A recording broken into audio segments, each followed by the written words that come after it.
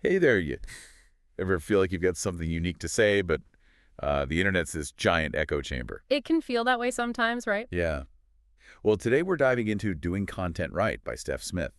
It's all about finding your voice and building your own kind of content kingdom in this crazy online world. And it's not just about shouting the loudest, is it? This book really digs into the strategy behind it. Like, how do you actually build a loyal audience that truly values what you bring to the table? Right. We're not talking about chasing like fleeting viral fame here. Mhm. Smith dives deep into building something way more sustainable, something she calls your personal monopoly. Ah, I love that concept. It's about finding that sweet spot, where your expertise and your passions kind of collide with a hungry audience who's actually out there searching for what you know. Okay, so imagine this. You're at a party, someone asks, what's the one thing you know as so well that most people don't? What's your answer? Ooh, that's a good one. That's the starting point for uncovering your personal monopoly. And Smith gives us a framework for kind of digging deeper into that, right? Like, what problems do I solve that 95% of people can't? Or even better, what am I constantly being asked about? That's gold. It totally is. She even uses herself as an example. She was kind of hesitant to start a blog about remote work, thought it was overdone. Yeah, I can see that. But then she realized, hold on, I've been a remote nomad for years. I've led remote teams, and I taught myself to code in under a year. That combo, that was her edge. It's not just about being good at something. It's that, like, unique combination, right? That specific lens you view the world through. Are you the funny one, the data geek, the one who connects, like, seemingly unrelated ideas? That's your power. That's so true. It reminds me of that saying, the world needs your weirdness. Uh-huh, But yes. in this case, it's your specific brand of weirdness, Yeah. like your content superpower. Exactly. And once you've got a handle on that, then what? Well, Smith dives into finding your true fans, those 100 people who like really deeply resonate with your work. It's quality over quantity, right? 100%. It's about building something that 100 people love rather than a million kind of like. I feel that. Yeah. So you've nailed down your niche, you found your people, but how do you actually package this brilliance? How do you get it out there? Right. Got to put it in a format people will actually consume. Exactly. And the book breaks down different content formats. Whether you're a blog enthusiast, a newsletter ninja, or you're rocking that combo, there's something in here for you. And it's not just about jumping on the latest trend, right? Like Smith specifically cautions against assuming newsletters are the be-all, end-all for every creator. She's all about choosing the right tool for the job, which I love. For instance, daily updates are awesome for timely stuff, but demanding to keep up with. Long form works for those deep dives. Digests are perfect if your audience is busy, busy, busy. And then there are hybrids, blending the best of both worlds. So many options. It's about finding what works for you and your audience. Like with most things in the content creation world. It's so true. So you've got your personal monopoly, your content format, you're cranking out amazing stuff. But how do you make sure it actually reaches the right people? That's where distribution comes in. And Smith makes this brilliant distinction between bedrock and viral strategies. Think of bedrock channels like your long game. Okay, I'm intrigued. Tell me more. So bedrock is all about building that solid foundation. Things like SEO, your email list, they take time to cultivate, but they offer this consistent long-term growth. It's like building a house on solid ground instead of sand. So what about those viral platforms? Where do they fit into all of this? Think of those as your fireworks, exciting bursts of attention, Hacker News, Reddit, even going viral on Twitter. They can bring in huge traffic spikes, but But it's not always sustainable, right? Like what happens after the fireworks fade? exactly. Smith emphasizes diversifying your efforts. Dabble in viral platforms, see what sticks, but always prioritize building that bedrock foundation. It's about creating a system that consistently delivers, not just chasing that fleeting fame. And the book gives actual tactics for both, which I love. From crafting shareable content to mastering the nuances of each platform, it's all in there. And you know what question is on every creator's mind. How do you actually make money from this? Right. And remember in the beginning when we talked about building genuine value before trying to extract it, that's key here. So it's not just about slapping ads on everything and calling it a day. Not if you want to build something that lasts. Smith argues that the best monetization strategies emerge organically from the value you're already creating. It's about understanding your audience's needs and then finding creative ways to meet those needs in a way that also generates revenue.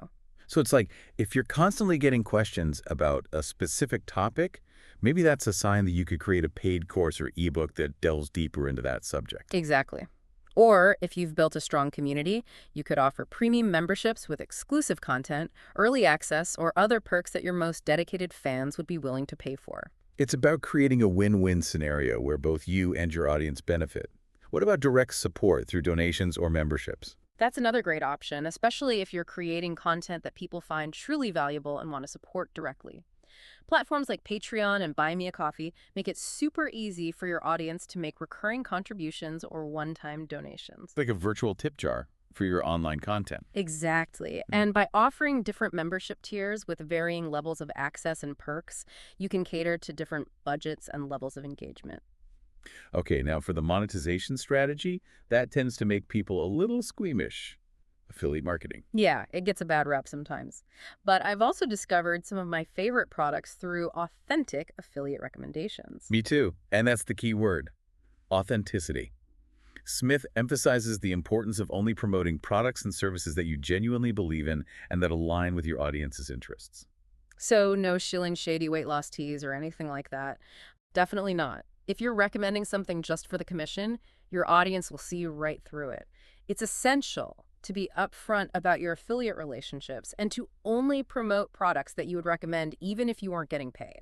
It all comes back to trust. Okay, so we've talked about all these amazing strategies for building a thriving online presence, but let's be real. This stuff can be emotionally and creatively draining. Burnout is real. So real. And I think it's something a lot of creators struggle with, especially in the age of hustle culture.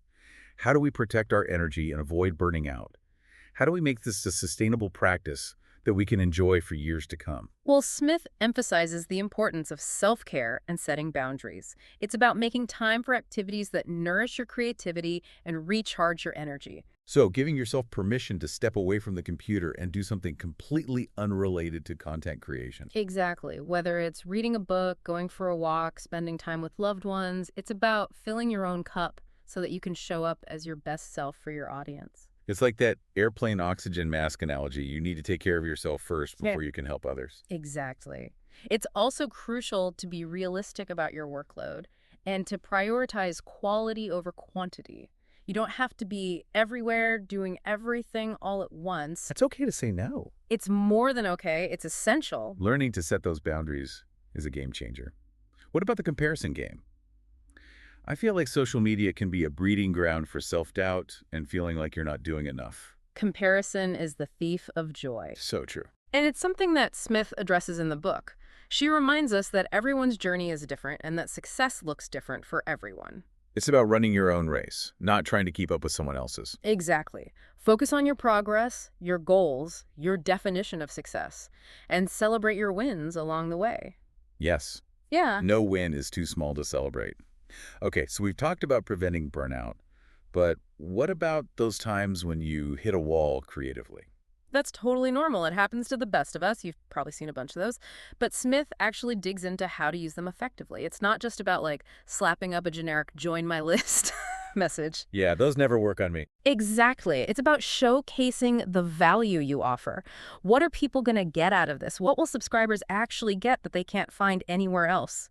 Like, think about it. Smith talks about experimenting with different types of modals, too. You know, like exit modals, those are the ones that pop up when someone's about to leave your site. It's like that last ditch. Hey, before you go. Ooh, sneaky. I like it. Right. Or like fixed modals that are always visible, landing page modals, all that good stuff. It's about finding what converts best for your audience. Okay, so besides killer newsletters, what other Bedrock channels does she recommend? What else is there? Well, we can't talk about building a solid online presence without mentioning, the SEO elephant in the room. The CEO. It feels like everyone's always whispering about it, but no one actually knows what to do about it. You know what I mean? Yeah. Right. It can feel super technical and overwhelming, but Smith actually breaks it down in a way that's actually, dare I say it, approachable. Okay, I'm listening. She starts by, really emphasizing the importance of understanding search intent. Search intent, okay. Basically, figuring out what people are really looking for when they type certain keywords into Google, right? Are they looking for information, a product to buy, maybe even a specific website? Oh, that makes sense. It's like if I search for best chocolate chip cookie recipe, I'm probably not looking for a history of the chocolate chip. Exactly. And Google is getting smarter and smarter about understanding that intent, So, like, your content actually needs to match what people are searching for. It's not just about stuffing keywords in there, it's about providing that genuinely valuable information that actually aligns with the search. Okay, that makes SEO feel a little less mysterious. So what else can we do? What else can we do to boost our SEO game? Well, have you ever noticed how sometimes when you're researching something online, you keep seeing links to the same website over and over and over again? Oh, yeah, totally. Yeah.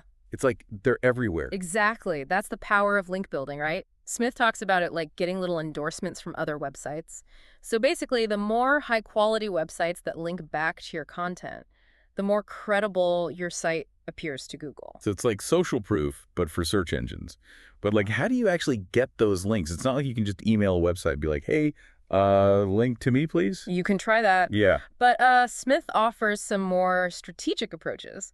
One thing she recommends is leveraging other assets that you might already have. Like what? Give me examples. Well, do you have a personal website? Have you worked on any cool projects in the past? Maybe you've even written guest posts for other blogs. Like, all of these can be opportunities to link back to your content. Oh, that's smart. It's like creating this web of content that all leads back to like your main hub. Exactly. And like beyond that, she talks about actively participating in online communities, reaching out to influencers in your niche, offering to collaborate, things like that. It's about being proactive and finding creative ways to kind of get your content in front of new audiences. If you build it, they won't necessarily come. You got to go out there and tell them about it. Yes, 100%. Now, we've talked about building that solid bedrock foundation, but let's not forget about those flashy viral platforms. They might not be the most predictable long-term strategy, but they can definitely inject some serious energy into your content efforts. Okay, so where do we start? What are some of the viral platforms that Smith recommends checking out? One that she highlights is Hacker News. You familiar? Yeah, I've heard of it. So it's kind of a haven for like techies, entrepreneurs, anyone who loves geeking out over innovative ideas and insightful articles. It seems like the place to be if you want your content seen by, like, the movers and shakers of the internet. It definitely has that reputation. But here's the thing. The audience on Hacker News, they're super discerning. So no clickbait headlines or, like, No. fluffy content allowed. Definitely not. You gotta come correct with, like, high-quality, thought-provoking stuff. Smith emphasizes the importance of novelty, too. Like, sharing something unique or contrarian that'll make people go, haven't thought about it that way before. So it's about being a thought leader, not just a content churner. 100%. And avoid being overly self-promotional. Let the value of your content speak for itself. Okay, makes sense.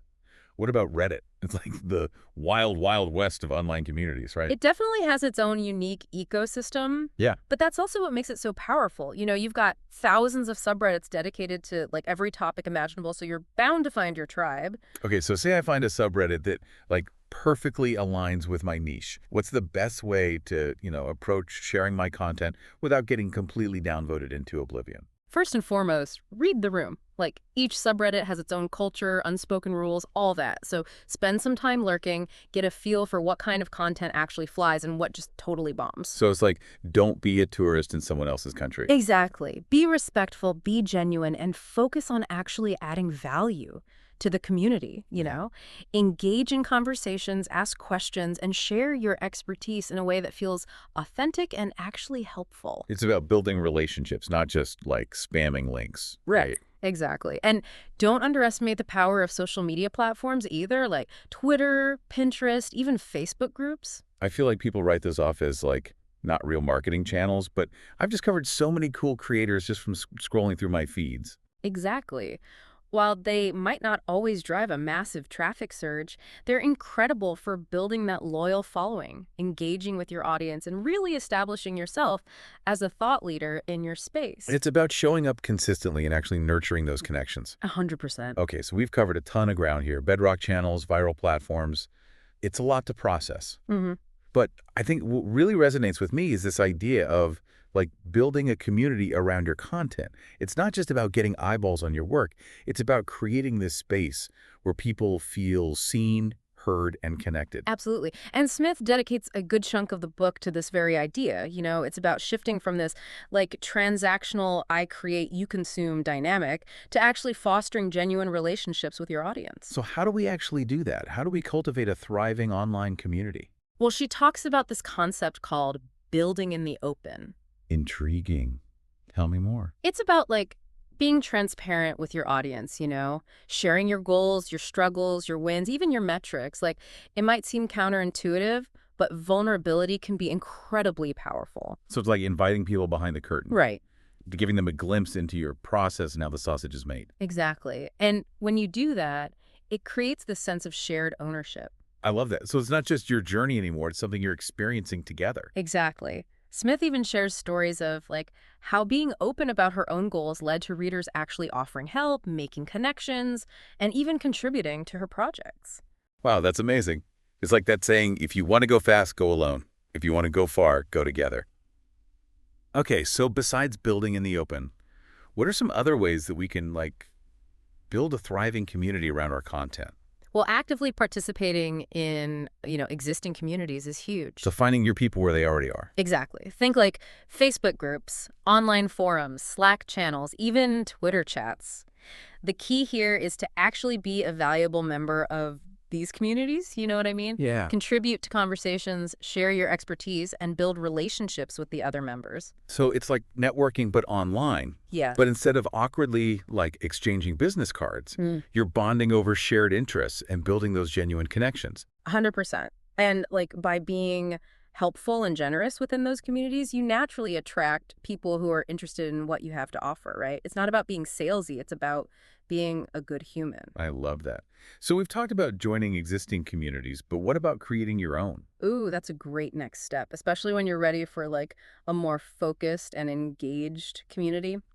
Smith talks about exploring platforms, like Facebook groups, Slack channels, or even creating a dedicated forum on your website. Ooh, decisions. What are the pros and cons of each? So Facebook groups are, super easy to set up and they've got that massive reach. But the downside is they can get pretty noisy and kind of difficult to moderate if you're not careful. I've definitely been in some Facebook groups that feel more like chaotic shouting matches than supportive communities. Right, totally. Then you have Slack channels. They offer a much more intimate and focused environment. The downside there is it can be harder to grow a Slack community. And then, of course, there's the option of creating a dedicated forum on your own website. That's the ultimate power move. It is. You have complete control, right, over the design, the rules, the whole shebang. But the downside is it requires a lot more effort to actually set up and maintain. You're essentially building it from scratch. So it's all about weighing your priorities, finding that platform that really suits your needs and your audience's preferences. Oh, yeah. Okay, so we built this awesome community. How do we keep those conversations flowing? How do we make people feel like they're actually part of something, special? That's where engagement comes in. Engagement. Smith suggests hosting regular online events, things like Q&A sessions, workshops, even virtual happy hours. Ooh, virtual happy hours, I'm into it. It's amazing how much more connected you can feel with people, even through a screen, when you're sharing an experience together. Totally. And don't underestimate the power of even simple things like asking questions, running polls, responding to comments. It just shows your audience that you're present, you care, and you're listening. It's like being a good host at a party. Exactly. You want to make sure everyone feels welcome, comfortable, and engaged. 100%. Now, we've talked about building a community and creating amazing content, but let's be real. Most creators aren't just in it for the warm fuzzies, right? We want to make this thing sustainable. Let's talk monetization. Right. And remember in the beginning when we talked about building genuine value before trying to extract it? That's key here. It's like you hit that content creation wall and suddenly all your creativity just vanishes. And it's the worst. But instead of just giving up, Smith actually encourages us to see these moments as, opportunities. Opportunities for growth and experimentation. Remember earlier when we talked about diversifying your content creation efforts? Oh, right. Trying new formats, exploring different platforms, just shaking things up a bit. Exactly. That's one way to kind of bust through those creative ruts. Sometimes all you need is a fresh perspective or a new challenge to just reignite that creative spark.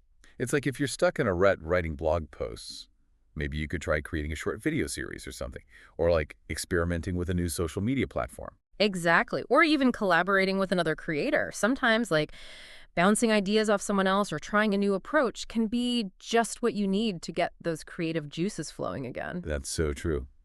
Collaboration can be incredibly inspiring. Okay, so we've talked about like preventing burnout and combating those inevitable creative slumps. What are some other things we can do to, maintain momentum and build a content creation practice that feels like sustainable and enjoyable for the long haul? Well, Smith talks about the importance of, setting realistic goals and then actually celebrating your wins along the way. It's so easy to get caught up in that whole always be hustling mentality. Oh, yeah. But that can lead to burnout so quickly. It's like that saying you can't pour from an empty cup. You have to take care of yourself and pace yourself if you want to be in this for the long game. Exactly. And celebrating your wins, no matter how small they are, can be such a huge motivator. It helps you stay focused on your progress and just reminds you why you even started creating in the first place. It's so easy to get like caught up in what everyone else is doing and totally lose sight of your own accomplishments. Oh, I know. It's so true. So make it a habit to actually acknowledge and celebrate your wins, whether it's hitting a certain number of subscribers, getting a positive comment from a reader, or even just finishing that blog post you've been putting off. Love that. Now, before we wrap up our deep dive, I want to circle back to something you mentioned earlier, this whole idea of finding your personal monopoly. Smith makes it sound so simple. Just pinpoint your unique blend of skills and experiences and knowledge and boom, you've got your content niche. But what if you're still figuring that out? That's such a good question. And I think it's something that a lot of creators really struggle with, especially when they're first starting out. We put so much pressure on ourselves to have it all figured out right from the get-go. But the reality is your personal monopoly isn't something that you just find overnight. It's something that you kind of uncover and cultivate over time. It's like those connect the dots puzzles. Yeah. Like you can't always see the full picture when you first start, but as you keep connecting those dots, the image slowly starts to emerge. Exactly. And those dots, those are your experiences, your interests, your passions even, your failures. They all contribute to your unique perspective and your story. So if you're feeling lost or unsure of your personal monopoly, just reframe it. Reframe it as a journey of exploration and experimentation. So instead of asking, what's my personal monopoly? Maybe ask yourself, what am I curious about today? What lights me up? What do I want to learn more about? Exactly. Follow those threads of curiosity, experiment, don't be afraid to try new things, and just see where they lead you. You might be surprised at the, unexpected connections you make and the unique niche that just kind of emerges organically from your explorations. That's such an empowering message. Like you don't have to have it all figured out to start creating. Just start somewhere. Follow your curiosity. Trust the journey. Couldn't have said it better myself. And on that note, we've reached the end of our deep dive into doing content right by Steph Smith. It's been so fun exploring these insightful strategies with you. We hope you're feeling inspired and equipped to go out there and build your own thriving online presence. Remember, your voice matters, your story matters, and the world needs your unique brand of brilliance. Until next time, happy creating.